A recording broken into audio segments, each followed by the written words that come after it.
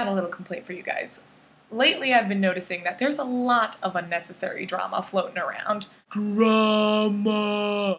Nobody likes unnecessary drama. I've written down 4 steps that should lead to reduced drama in your social lives. Now, I'm not saying this is some sort of absolute moral code. This is just a list of suggestions. You can take it or leave it.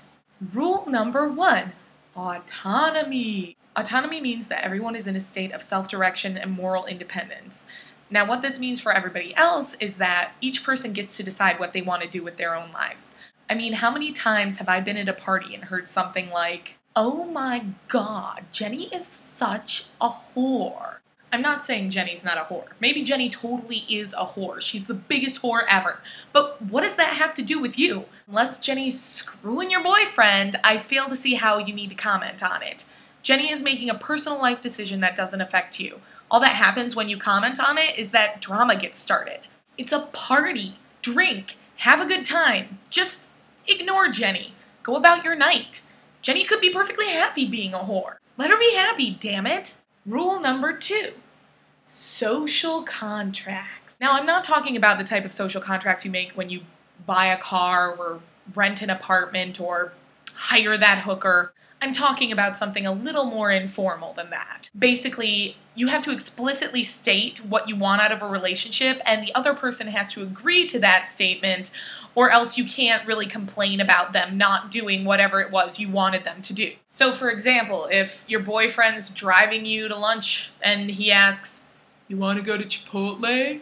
and you say something like, "Whatever," and then he drives you to Chipotle and the rest of the day you're all pissed off, and he asks you what's wrong, and you say, "Well, we went to Chipotle last time, and I just thought you should be a little bit more considerate of my feelings," and he freaks out at you, just remember that the whole dramatic thing probably could have been avoided if you just explicitly said what you wanted. If there was just more honest expression of what we expected out of relationships, I don't think there'd be as much friction. We seem to think that the other person should know what we're thinking. We seem to think that if something is implied, that that's just the same as forming an agreement.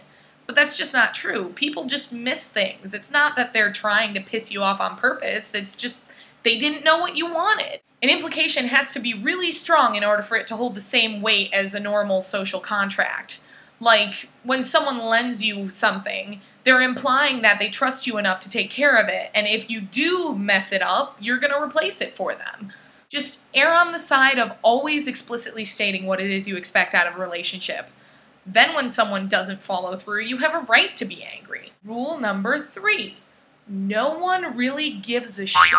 This is a pretty simple one.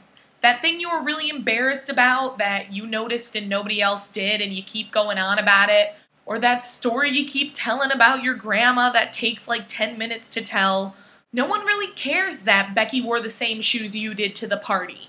A good rule of thumb is to ask yourself, if I weren't me, would I be interested in this story? And if the answer to that question is no, then don't tell that story. This leads nicely into rule number 4. Calm the f*** down. Stop worrying about the little things. If it's not a life-altering event, then it's probably not that big of a deal. Stop obsessing over it. Don't read too far into things. Like, if you think Jeff is glaring at you from across the room, but you're not really sure, just ignore it. Don't go over there and get in his face about it.